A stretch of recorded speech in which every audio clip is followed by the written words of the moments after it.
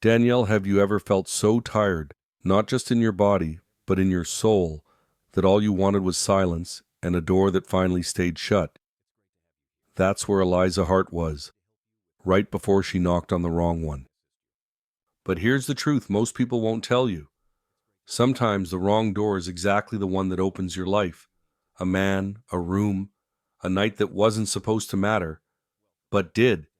Because for the first time, she didn't have to earn softness, she just had to receive it.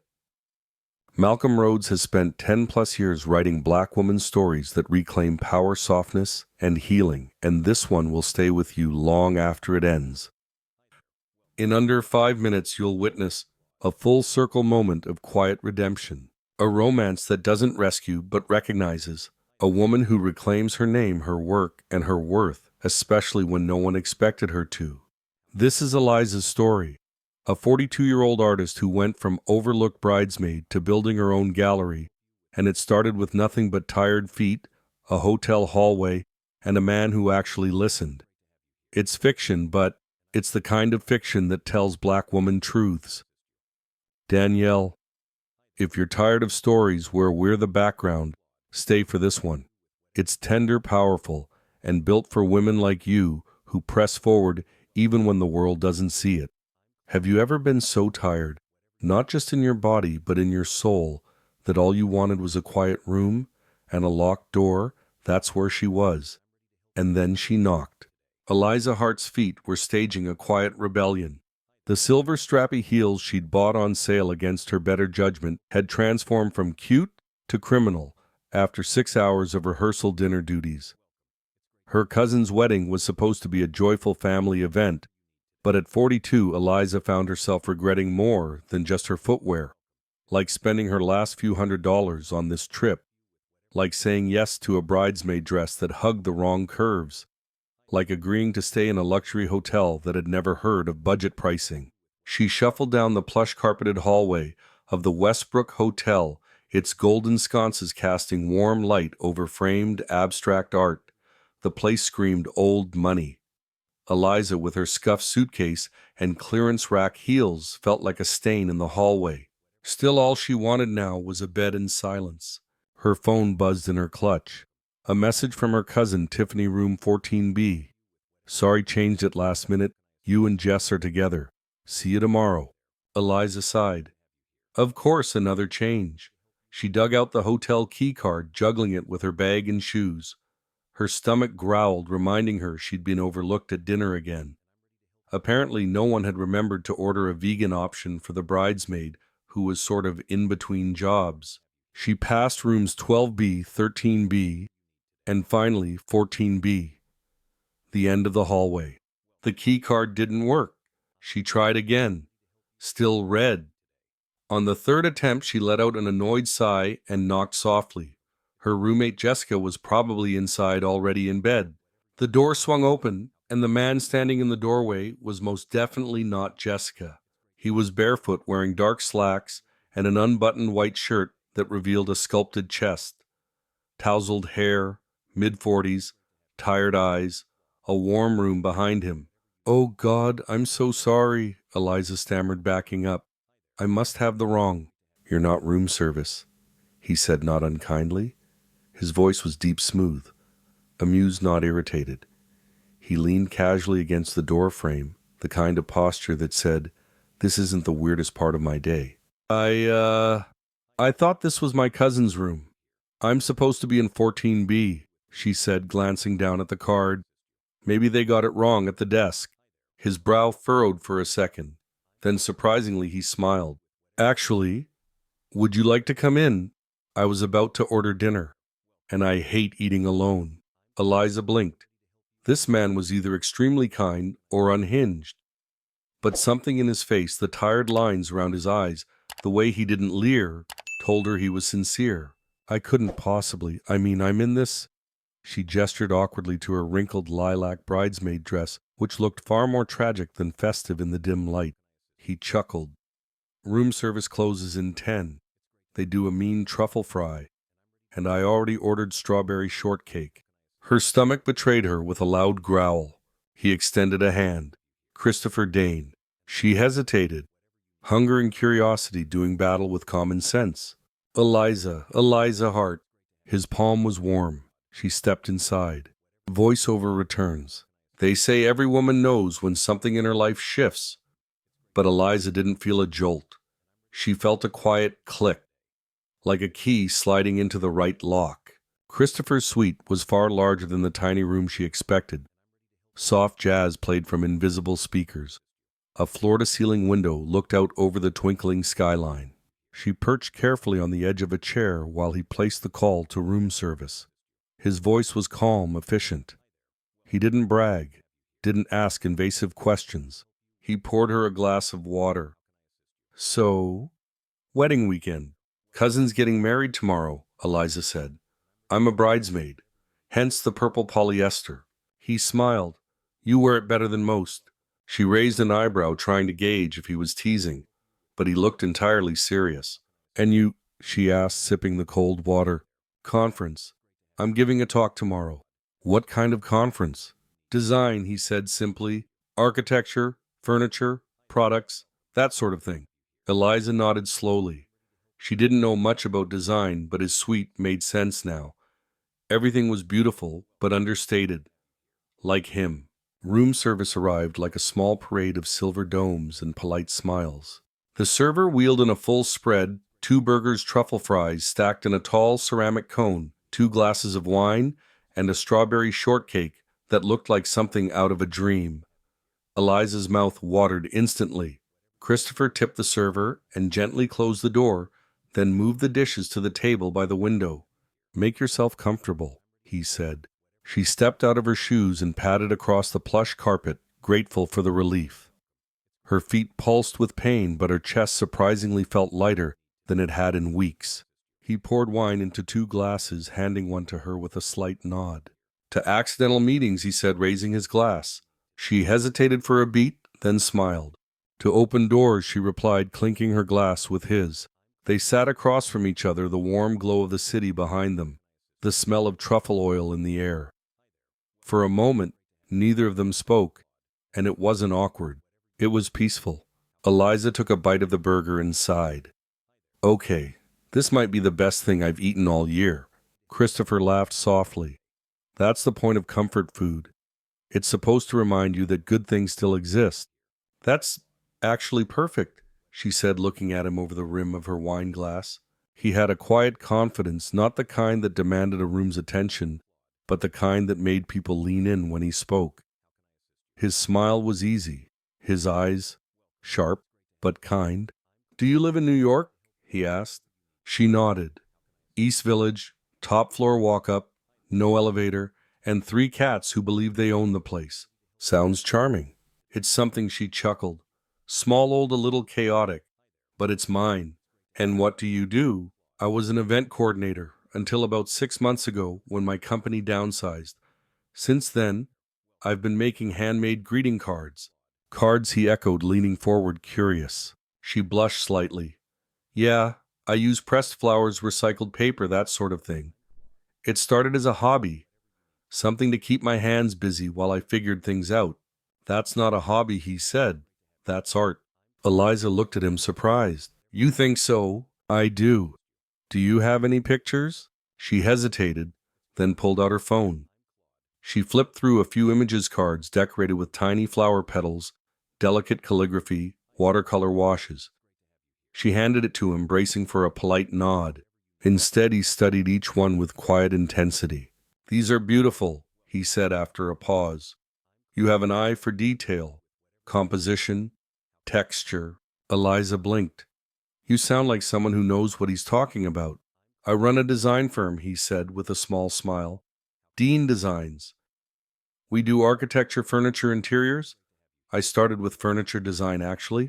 Wait, Dean Designs, she repeated, her jaw dropping slightly. You redesigned the Thompson Museum, didn't you? He nodded, sheepish, among other things. Oh my God, that was you. That redesign was in Architectural Digest for months. He looked faintly embarrassed. Yeah, that was us. Well, my team. But yes, she stared at him, stunned. So you're kind of famous. He shrugged. In certain circles. But right now, I'm just a guy who prefers room service and real conversation to another stuffy business dinner. She looked at him differently then, not with intimidation, but with something closer to curiosity. Why me? She asked quietly. You could have had dinner with anyone, probably been invited to some VIP thing with expensive wine and important people. He tilted his head. I wanted company, real company, and you looked real. They moved on to dessert. The strawberry shortcake was light and perfect. Eliza laughed as she licked a smear of whipped cream off her thumb, suddenly aware of how relaxed she felt. This wasn't supposed to happen, not at a wedding weekend, not in a stranger's suite, not after the year she'd had. But here she was, and somehow she felt more seen in the last hour than in the last 6 months combined. Voiceover cuts in softly, full of aching honesty. Sometimes the soul doesn't crave fireworks. It just wants to be heard. And sometimes being heard over truffle fries means more than all the promises that came before. Christopher poured the last of the wine and leaned back, arms folded behind his head, gaze focused on the skyline. I was my sister's caretaker for 3 years, he said suddenly. She had cancer. After she passed, I buried myself in work, grew the company, opened offices overseas. But some days, I still wonder what I'm building it for. Eliza looked at him quietly. You're still grieving. He nodded. I think part of me always will. There was a long pause, not uncomfortable, just true. My grandmother raised me, Eliza offered. She used to press flowers between pages of cookbooks. That's how the card making started. She passed 5 years ago. I still have her kitchen towels. I can't bring myself to wash them. Christopher's expression softened. Grief is weird like that. Shows up in the smallest things. They sat together in the quiet hum of the city, no need to fill the silence with platitudes. She glanced at her phone. Nearly midnight. I should go, she said softly. Tiffany will kill me if I'm late for hair and makeup tomorrow. Christopher stood. Do you know your real room number now? She laughed.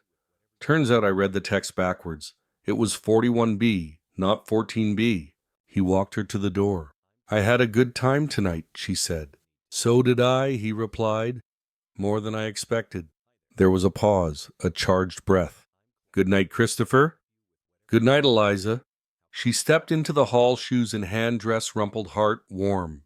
Back in her room, the lights were low.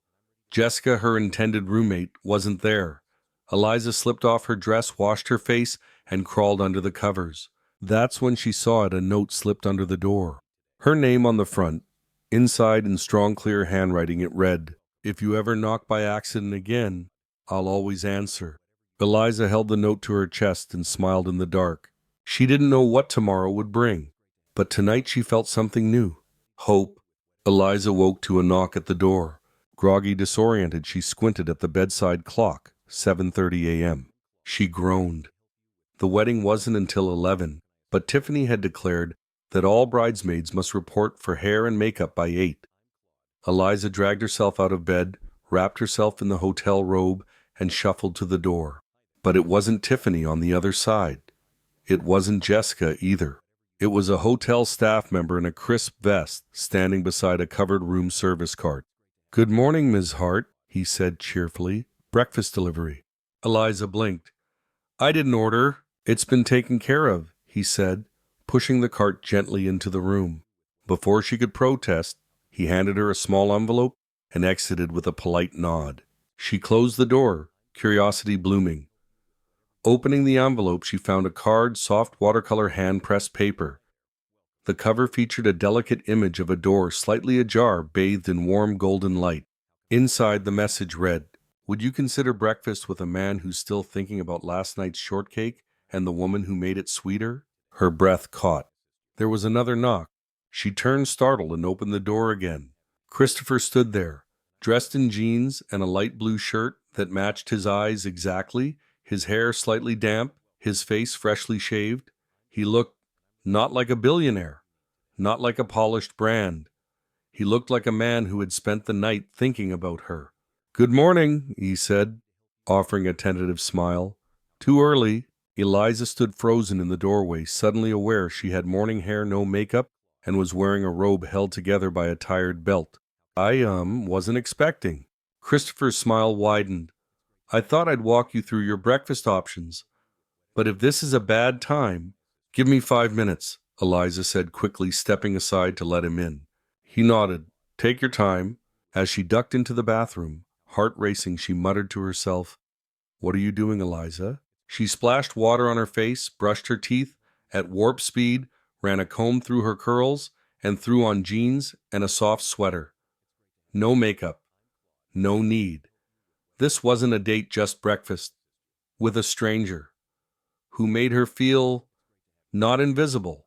When she emerged, Christopher had laid out the breakfast neatly at the small table by the window. Fresh fruit, flaky pastries, hot coffee, and a vase he must have borrowed from the hallway filled with wildflowers. You cooked this yourself, she teased. He grinned. I make excellent toast. But no, this is a poor substitute for my homemade pasta. I just wanted to see you again. Eliza sat down, touched by his honesty. Thank you. This is really nice. I couldn't stop thinking about our conversation, he said, pouring her coffee. I didn't want last night to be a one-time thing. She met his gaze. Steady, clear. I'd like to see you again, he added simply, after the wedding, when we're both back in the city. Her first instinct was to deflect, to downplay, to shield. Instead, she said, I'd like that too. They ate slowly, their conversation flowing as easily as it had the night before. She told him about her cats, Max, Luna, and Charlie, and the chaos they caused in her tiny apartment. He told her about growing up with a carpenter father and how Kate, his sister, used to boss him around with a wooden spoon. There were pauses, but not awkward ones. Comfortable ones. The kind that left space for breathing, for smiling, for not needing to perform. Eventually, she glanced at her phone. I should get going. Tiffany will have a meltdown if I'm late. Christopher stood, not trying to prolong it, just respectful. Of course. She reached for her coat, then paused. He handed her a business card, elegant, embossed with the DN Designs logo. My number's on the back. Text me if you want. She held it, surprised by the humility in his voice. This man who ran an empire was asking her for a maybe. I will, she said softly. I promise. As she turned to leave, she hesitated. And then impulsively she rose on tiptoe and kissed his cheek. Thank you. For breakfast. And for not thinking I was crazy last night. He smiled, one hand reaching to briefly touch hers. You knocked, he said. I answered. No crazier than that. Some stories begin with fireworks. Others begin with an empty stomach, tired shoes, and a door that should have stayed closed. But the ones that stay with us, they begin with someone willing to answer the knock. The smell of hot curling irons and hairspray hit Eliza the moment she opened the bridal suite door. 7 bridesmaids, each thinner, louder, and glossier than the last, were squeezed into the oversized room, competing for mirror space and Wi-Fi. Tiffany, the bride-to-be, and Eliza's cousin sat on a stool like a queen, sipping champagne through a straw and barking orders to the stylists. There she is, someone called. Where were you last night, Eliza? Your bed was empty, said Jessica, raising an eyebrow without looking up from her phone. Eliza blinked, caught. She hadn't prepared a cover story. I got the room number wrong. Ended up at the front desk, had to wait for a new key. Long night, she said, forcing a smile. Jessica smirked. Lucky you. At least you missed Tiffany's pre-wedding meltdown. Tiffany scoffed. I did not melt down. I expressed urgency about my bouquet being one shade off. Eliza took her seat in the far corner and tried to disappear into her robe. The room felt louder today. Or maybe she just felt quieter. Different. Last night still clung to her like an invisible thread, the soft scrape of silverware against china. The note slipped under her door, the sound of Christopher's voice when he said, I wanted company. Real company. A text buzzed on her phone. Christopher, thinking of you. Don't let the wedding chaos steal your light today. Brunch after, no pressure. Her lips curved into a smile she couldn't fight. But before she could reply, You smiling at your phone, Eliza? Jessica asked, mock sweet. Tiffany glanced over. Ooh, is our late bloomer dating again? The room giggled, a pack of wolves in satin robes. Eliza froze for a beat, then looked up steady. Maybe I am. Tiffany laughed. Well, he better like cats and cardstock. Eliza smiled genuine this time. He likes cardstock very much, actually. That shut them up. As the hairstylist curled and sprayed, Eliza zoned out. She thought of the hotel room this morning, the wildflowers in the vase, the business card tucked inside her purse. How her chest fluttered, not with fear, but possibility. But the suite, the noise, the women, dragged her back to reality. In this world, she'd always been the other cousin, the one with the artsy job, the bohemian apartment, the thrifted clothes and compostable bags, the one you call when you need help setting up chairs, but not when you're planning the seating chart. Here she was a filler. But something about last night had shifted the axis of her self-worth.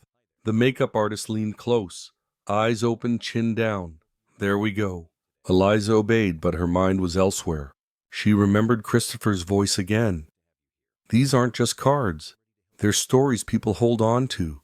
That was the first time in years someone had said what she did mattered. Not cute, not crafty, mattered.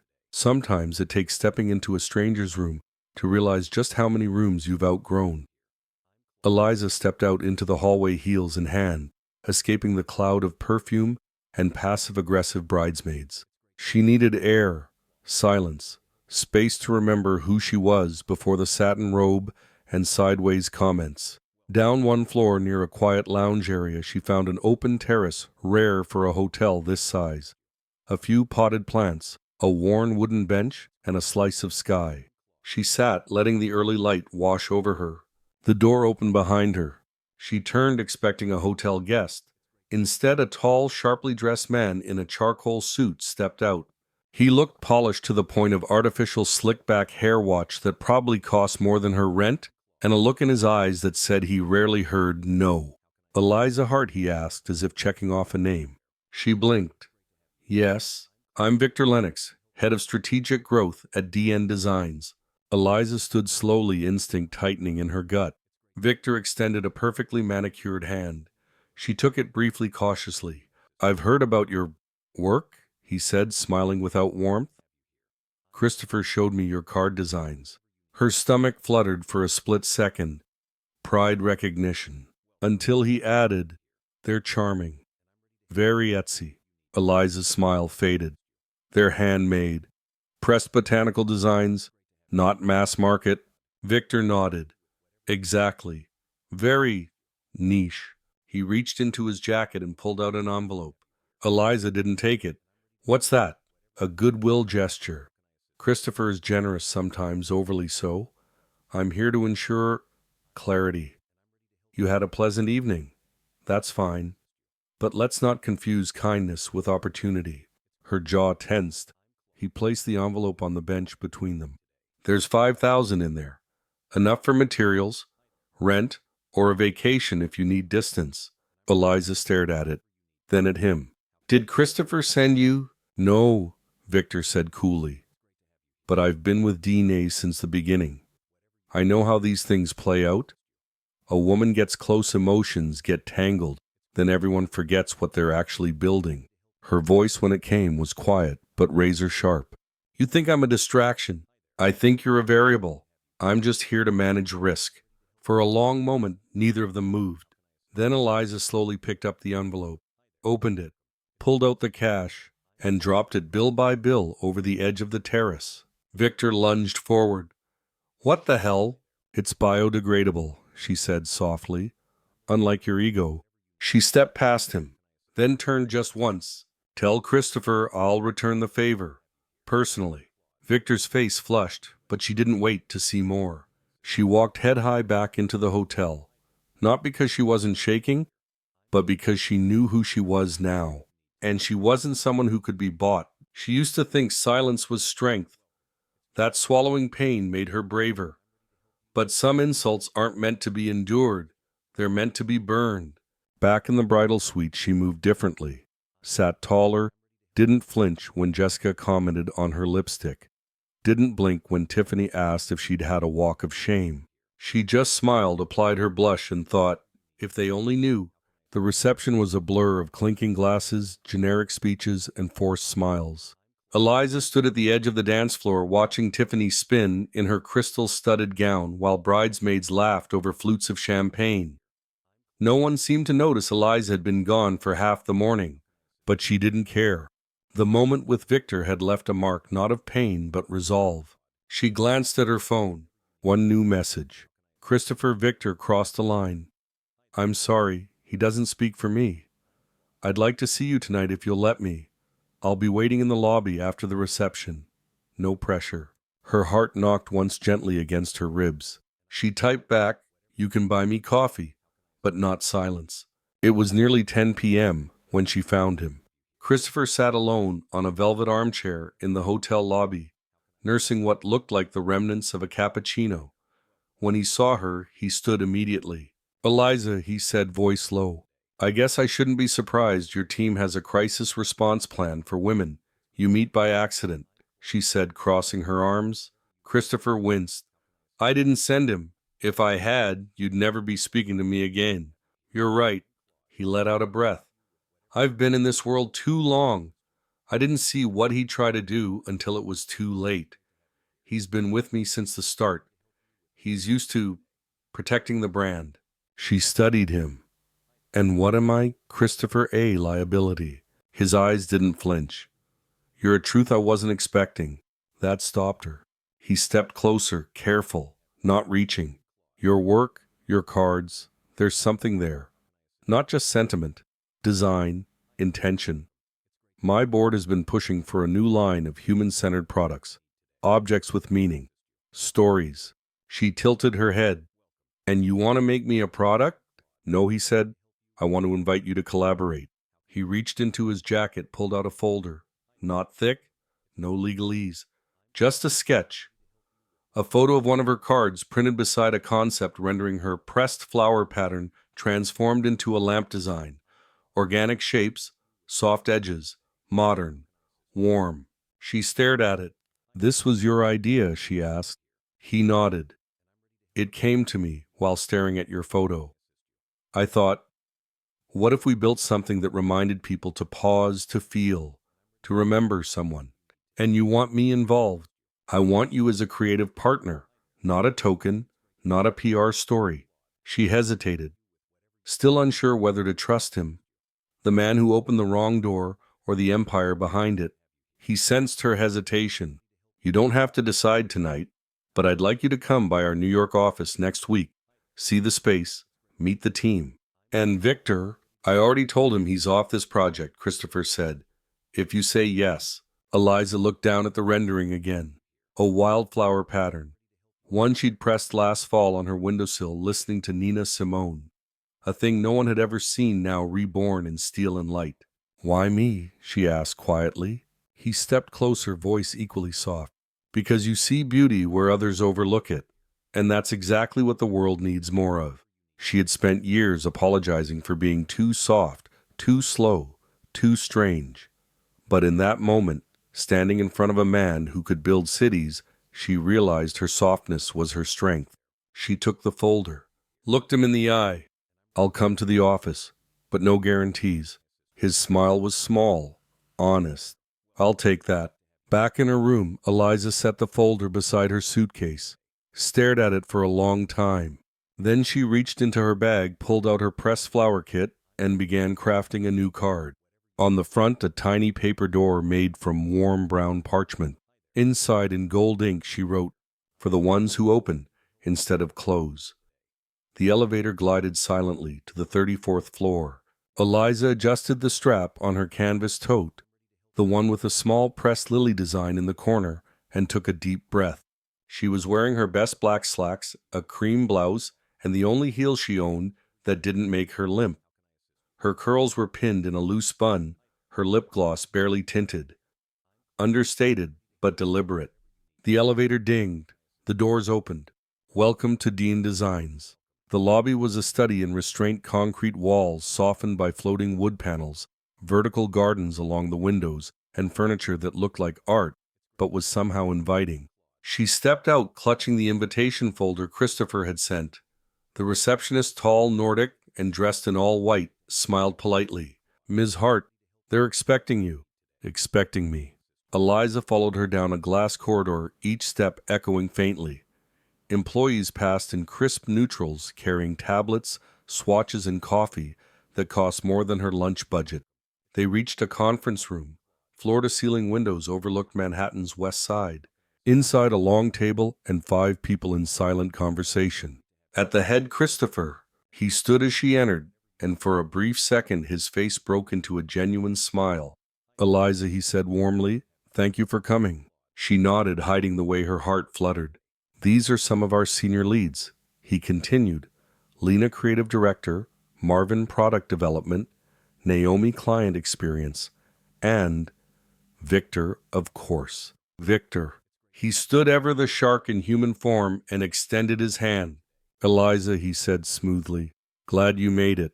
She shook it, brief, firm. I almost didn't, she replied. Christopher cleared his throat, sensing the frost. We're reviewing the prototype directions, he said. I'd love for you to sit in. Eliza nodded and took the seat beside Lena, a woman with sleek gray hair, black-framed glasses, and a surprisingly warm smile.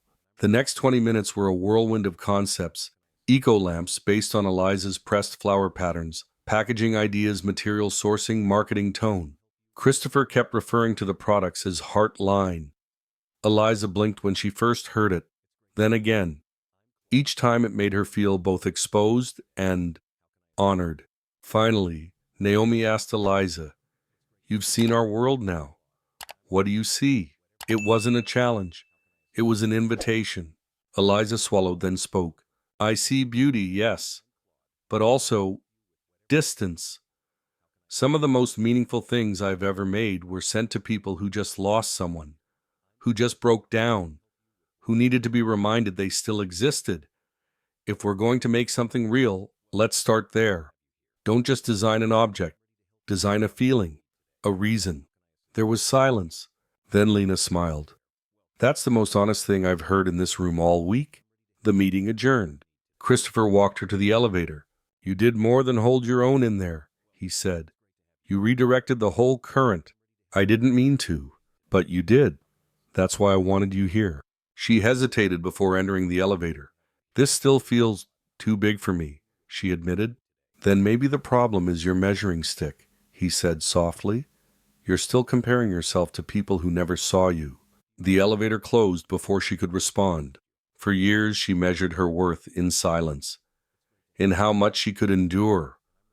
But the longer she stood in rooms meant to exclude her, the more she realized she'd always belonged.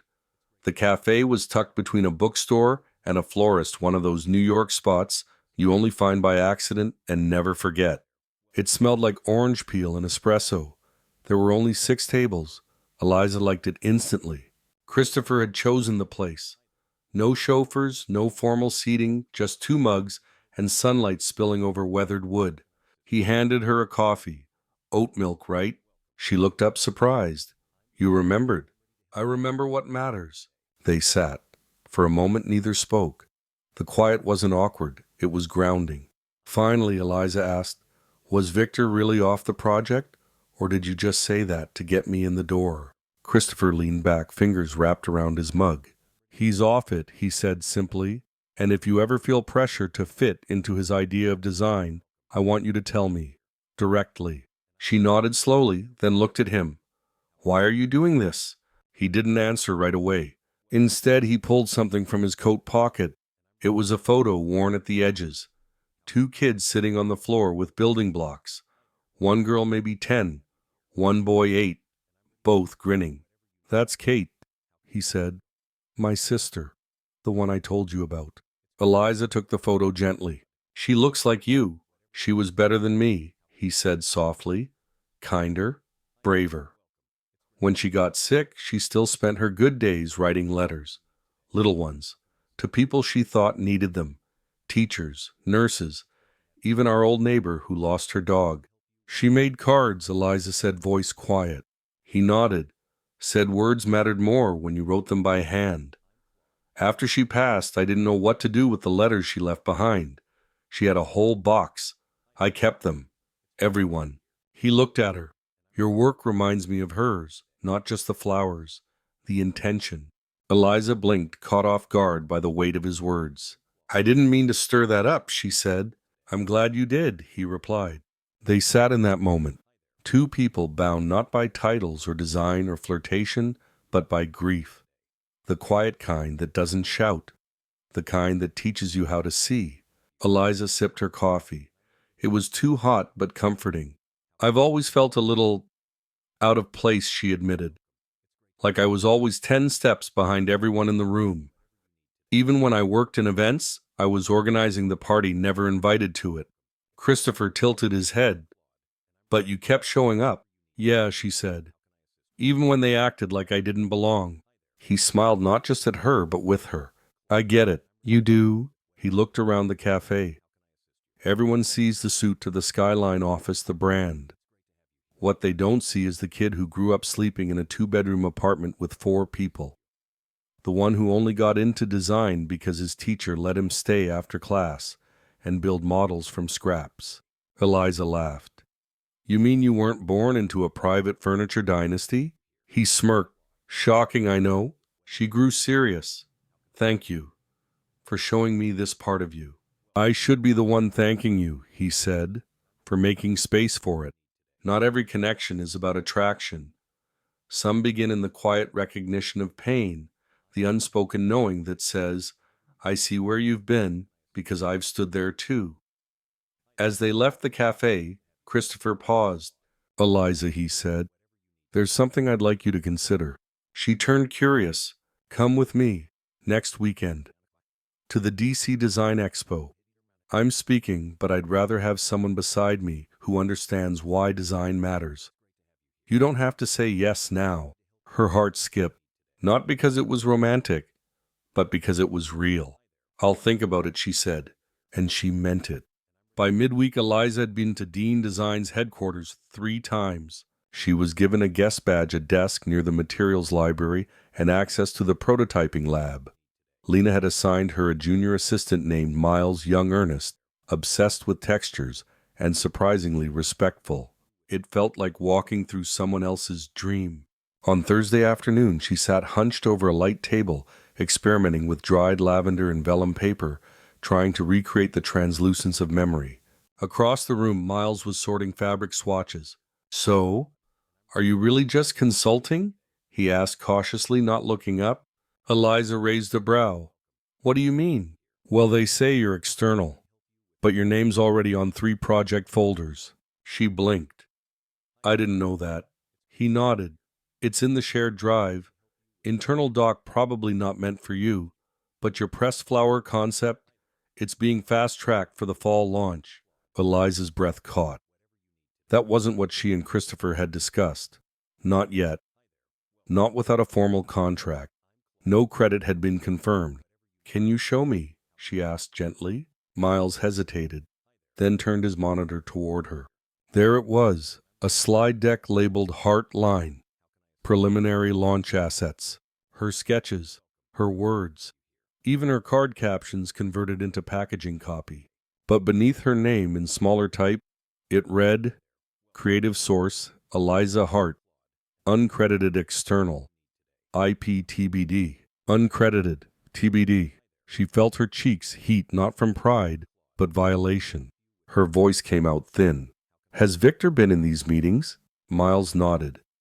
Every time. He's been pushing timelines. Said this line is the next emotional pivot for the brand.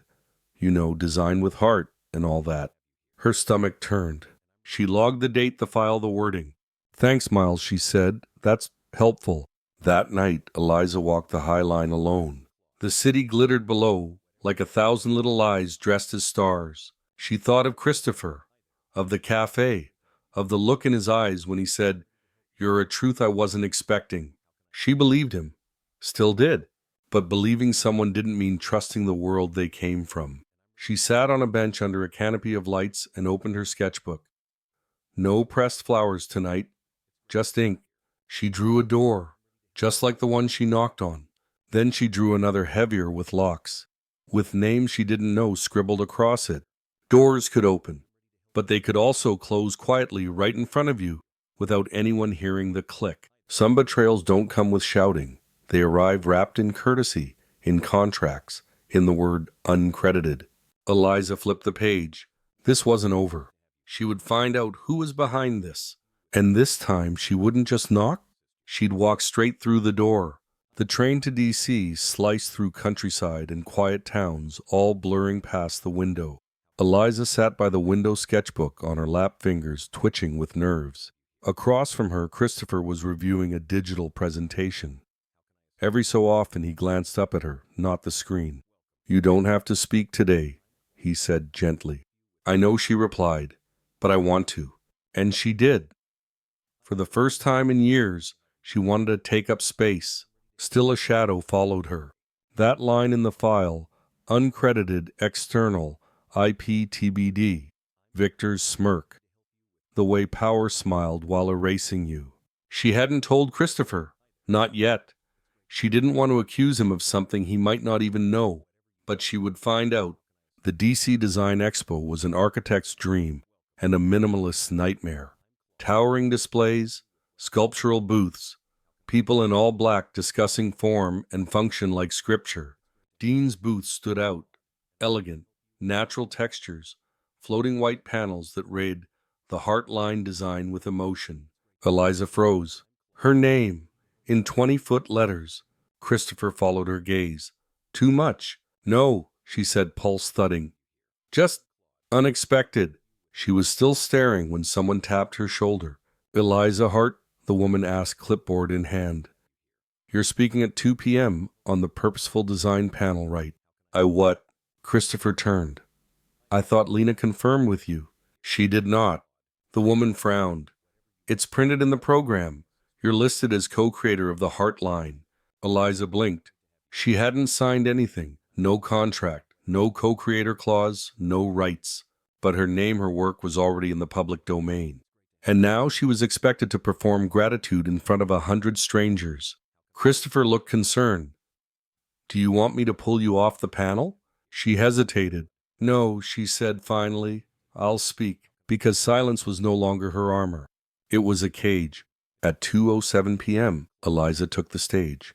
Beside her sat two industrial designers, one branding consultant, and Christopher clean-cut, controlled, at ease. The moderator asked questions about the future of design sustainability, post-pandemic emotionality. Then Eliza, "Can you tell us what inspired the Heartline?" She took a breath and told the truth. "Loss," she said. "The kind that makes you forget how to breathe." The room stilled. "I started pressing flowers during the worst year of my life. I didn't know what I was doing. It just felt like something gentle to put between the chaos. The idea that a fragile thing could be preserved, that meant something. People were no longer looking at the branding. They were looking at her. I never thought it would be part of a collection. But I'm glad it is, if it means people see beauty in things they would have otherwise ignored." A pause, then applause. Not polite, real. Afterward, people came up. Designers, students, even a woman from Vogue Living. "You have a gift," one said. "I cried during your story," another whispered. Christopher stood quietly watching. Then when the crowd thinned, he leaned close. "You were brilliant," she smiled. But in her chest something still burned. Because the question wasn't whether he liked her. It was whether he'd used her. Sometimes the hardest part isn't speaking the truth. It's wondering if the person clapping for you helped hide the lie. The after-party was held at a rooftop bar, 3 blocks from the expo, open-air string lights and curated playlists humming beneath the city skyline.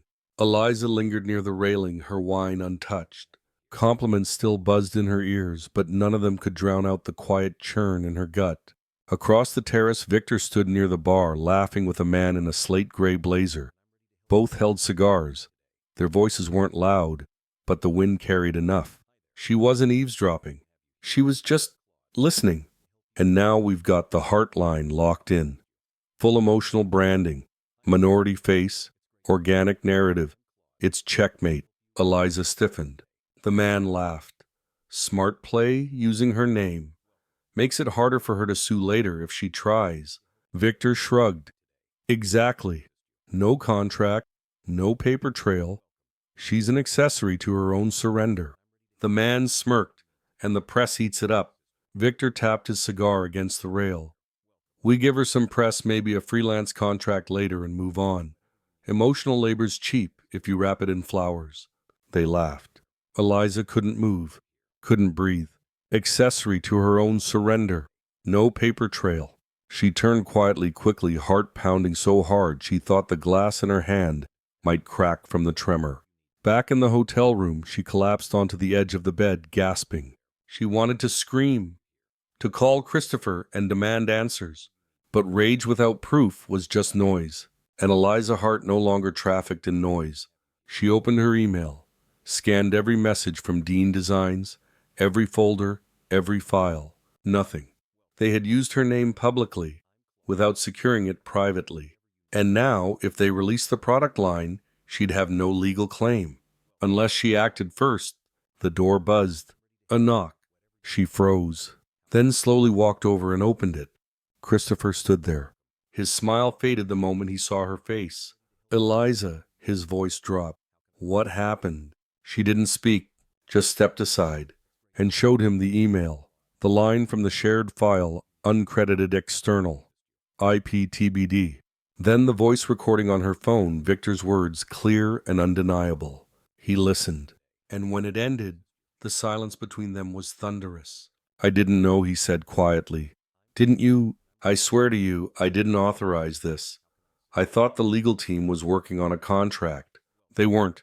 He sat on the chair by the window face, pale. Victor blindsided me. Again. Eliza stood across the room, arms crossed, voice shaking with steel.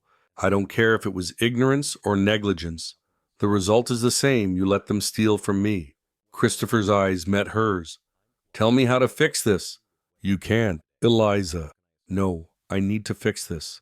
I need to take back what's mine. Not with your help. With mine. She walked to the door, paused, turned back. I believed you were different. Then she left. Some women break quietly. Others rebuild so quietly no one hears a steel until it sings. Eliza didn't sleep that night. She sat at the small desk in her hotel room, surrounded by flower samples, notebooks, receipts, and a growing file labeled proof. By dawn, the file had grown thick: screenshots, emails, audio transcripts, date-stamped prototypes from her workshop, before Dean Designs ever reached out. At 7:00 a.m., she sent one message. To Lena Morris, subject confidential meeting. Urgent. You told me once that honesty was rare in your line of work. I have something you need to see. By 10:30 a.m., Lena opened her private suite door and ushered Eliza inside. She looked tired, coffee in hand, barefaced but sharp as ever. You've got 20 minutes, she said. Eliza laid out the evidence. When she finished, Lena was silent for a long moment.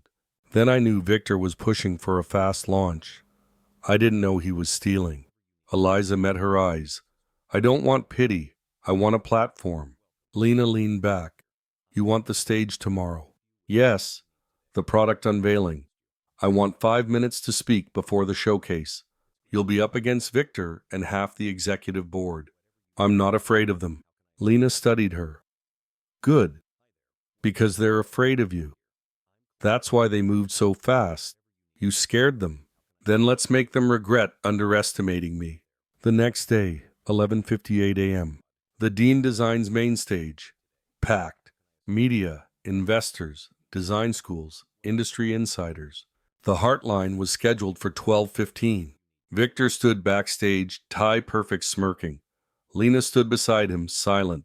At 12:02, she tapped his shoulder. Eliza's going first. Victor frowned. What she's not. She is, Lena interrupted. Executive override. You'll wait. 12:05 p.m. On stage. Eliza stood under the spotlight, microphone in hand. Her voice didn't tremble. I'm Eliza Hart. Some of you know me from yesterday's panel. Most of you know me now from the name behind this launch. She paused. What you don't know is that I never signed a contract. I never gave legal permission. And until 48 hours ago, I was being erased. A wave of gasps. In the wings, Victor stepped forward. Lena blocked him. Eliza continued. I believed in this project. I still do. But belief without consent is exploitation. And beauty created under silence is just branding with a pretty face. The room was dead quiet. She stepped back. If you want to support this line, make sure you're supporting the person who built it, not the ones who tried to own it. Then she turned and walked off stage. Backstage chaos erupted.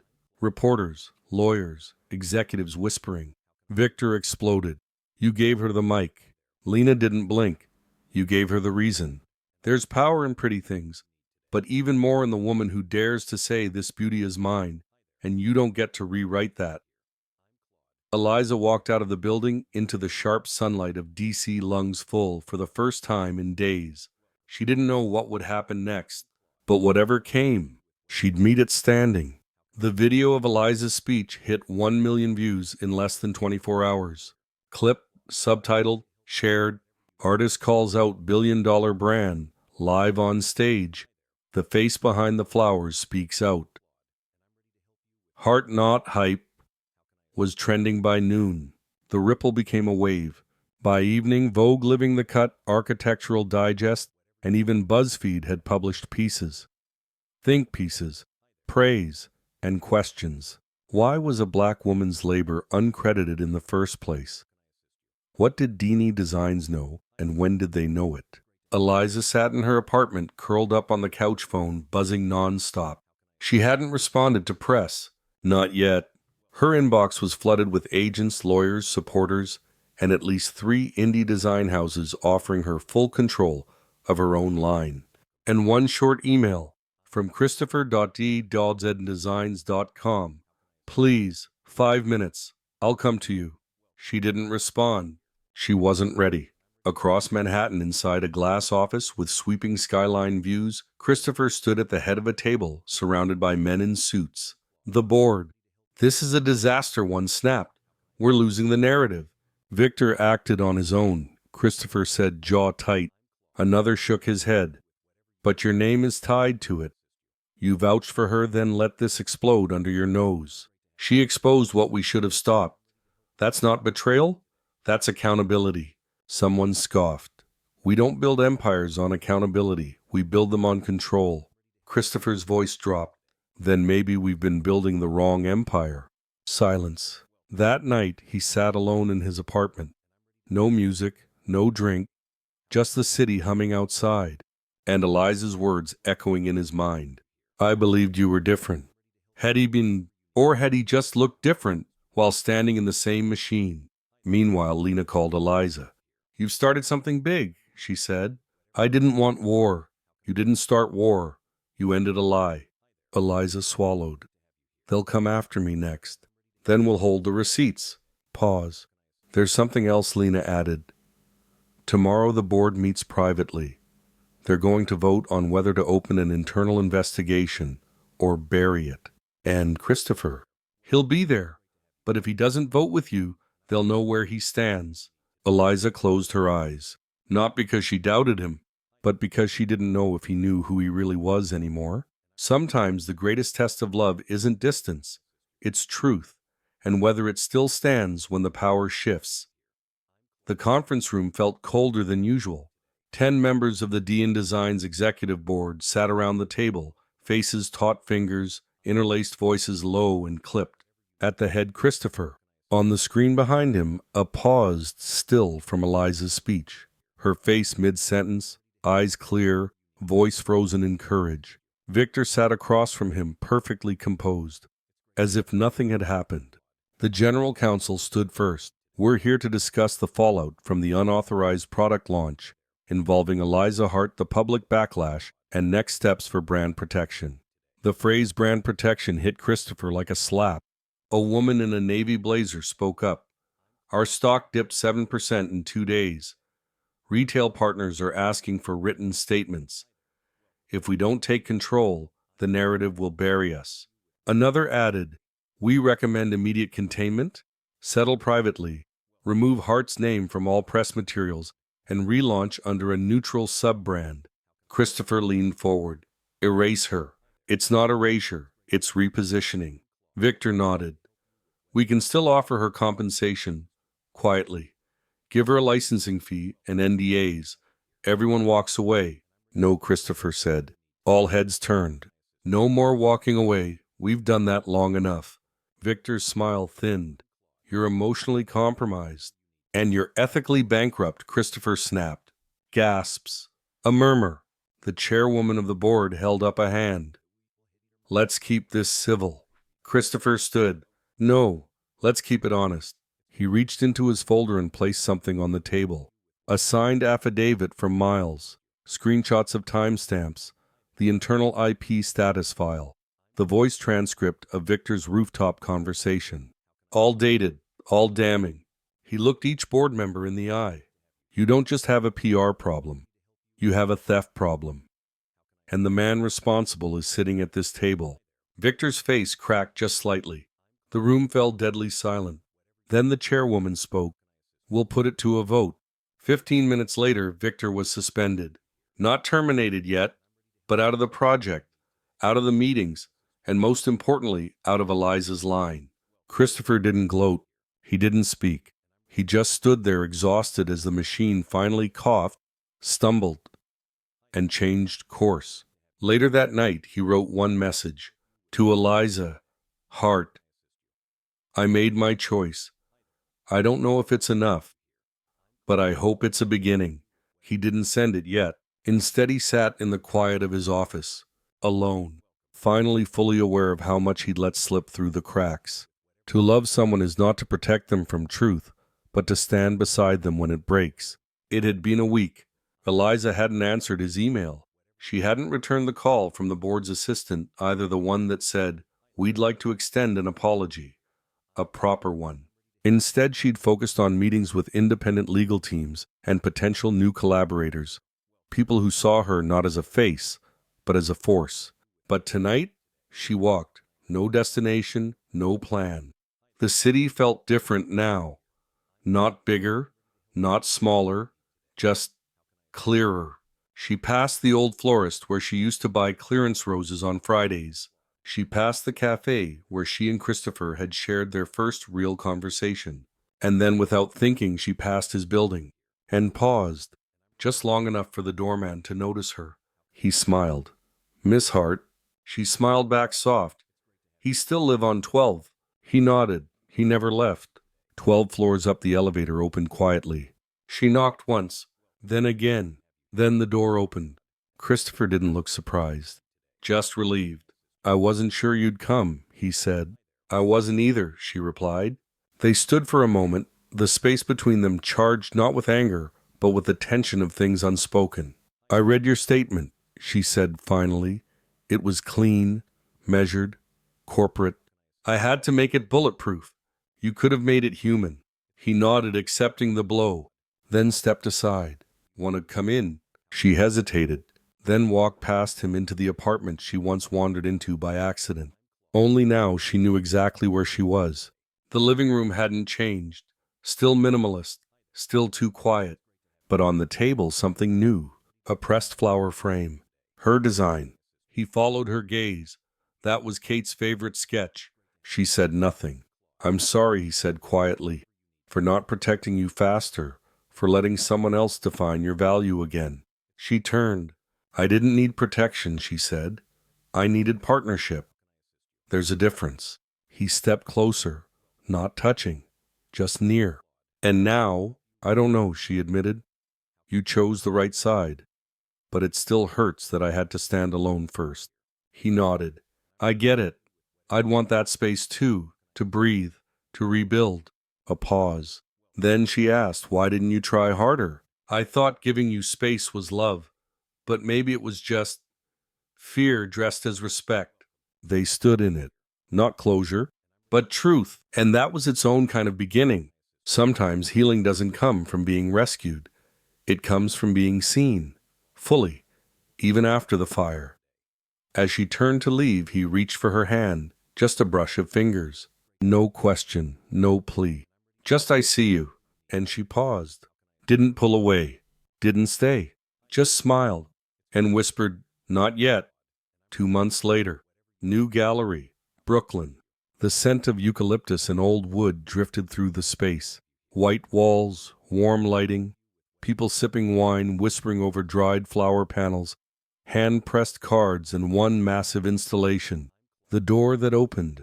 A life-size sculpture made of salvaged hotel wood brass hinges and preserved petals, each one set into the frame, like memories she refused to erase. And at the very top, Heart Studio Presents, owned, made, signed. Eliza stood near the entrance, a simple navy dress, gold earrings shaped like sprigs of lavender. She wasn't nervous. She wasn't proving anything. She was. Across the room, reporters gathered around a woman from Essence magazine. Someone asked, "What's the story behind the title?" Eliza smiled softly. "It's about walking into a room where no one thinks you belong and leaving with the deed." Laughter, nods, a pause of admiration.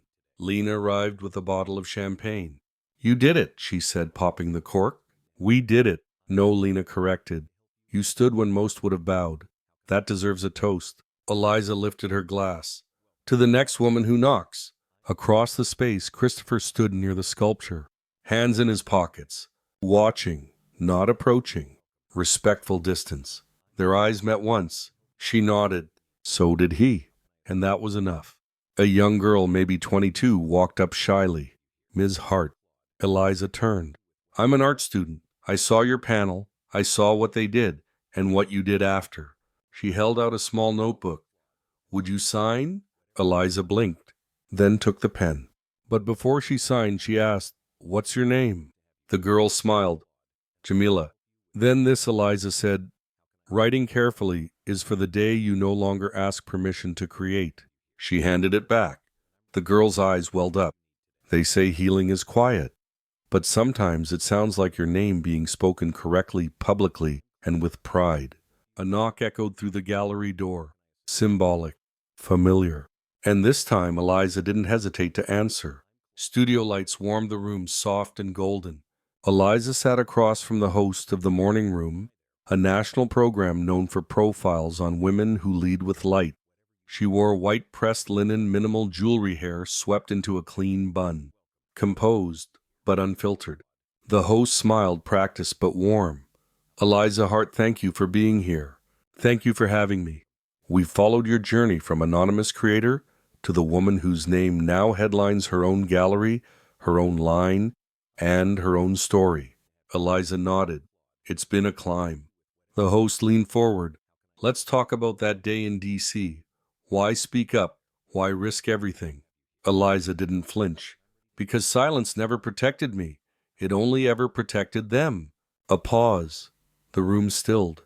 "Some people said you were emotional, that it was unprofessional." Eliza smiled gently. "I was emotional, and I'm proud of that. Emotion isn't weakness, it's evidence that what was happening to me has happened to so many women mattered." The screen cut to archival footage of Eliza's onstage speech, then back to the studio. The host continued, "And the man who once stood beside you, Christopher Dane, is there a future there?" Eliza's smile softened, thoughtful. "Christopher is someone who made a mistake and then made a choice." "Is that forgiveness?" "It's recognition," Eliza said. "I don't know what happens next, but I know I'm not building my future on what could have been, only on what I choose." A beat. Then the final question. "If you could say one thing to the version of yourself from a year ago, before the door, before the design, before the fight, what would it be?" Eliza looked straight at the camera and said, "You're not too much. You're just too rare to be understood by the wrong people." The interview ended with applause, and when Eliza stepped outside, a group of young women were waiting. One held a bouquet, another held a sign. "We press flowers now because you pressed first." She never needed to burn bridges. She just built doors no one could close on her again. Spring arrived like a quiet celebration. On a tucked-away corner in Soho, between a boutique bakery and a second-hand bookshop, a storefront opened with no fanfare. Just one clean sign. "Heart and Wild Botanical Design. Stories in Petals." Inside, shelves of pressed flower panels, hand-bound journals, and limited-run home pieces made with the same signature style that once lit up the DC stage. Only now everything had her name. Only now it was hers. Opening day was quiet at first. Locals, art students, a few familiar faces from the gallery circuit. Then just after noon, the door chimed, and Christopher walked in. No suit, no entourage, just a navy wool coat and eyes that still watched her like she was the most fragile and powerful thing he'd ever seen. She looked up from behind the counter. Their eyes met, this time without history pulling them apart. "Thought you didn't do retail," she said. "I don't," he replied, "but I do show up. When it matters." A pause. "Then this place is beautiful, Eliza." "So am I," she said, half smiling. "I know." They walked the shop in silence. He ran his fingers over a panel of forget-me-nots encased in resin. "You didn't just build a brand," he murmured. "You built a world." "No," she said. "I uncovered one I was told I didn't belong in." He turned to her. "You've always belonged." "I had to believe that first," she replied, "before anyone else did." Outside, the sun filtered through the storefront glass. Christopher held out a small envelope. "I brought this," he said. "It's not a contract. It's not even a proposal." She opened it. Inside, a single card.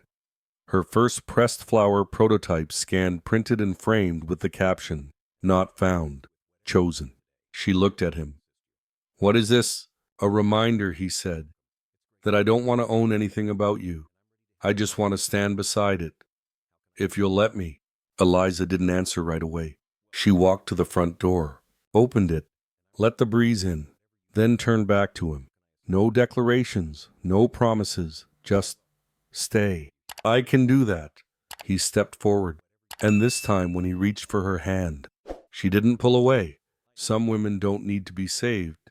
They just need a door that opens a room with their name on it, and the choice to let love in on their terms. She wasn't rescued. She reclaimed.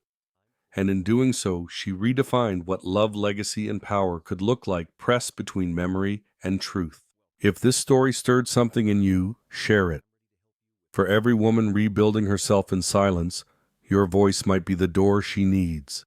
Subscribe to Black Her Story, told for more Black woman stories about power, healing, and sweet redemption.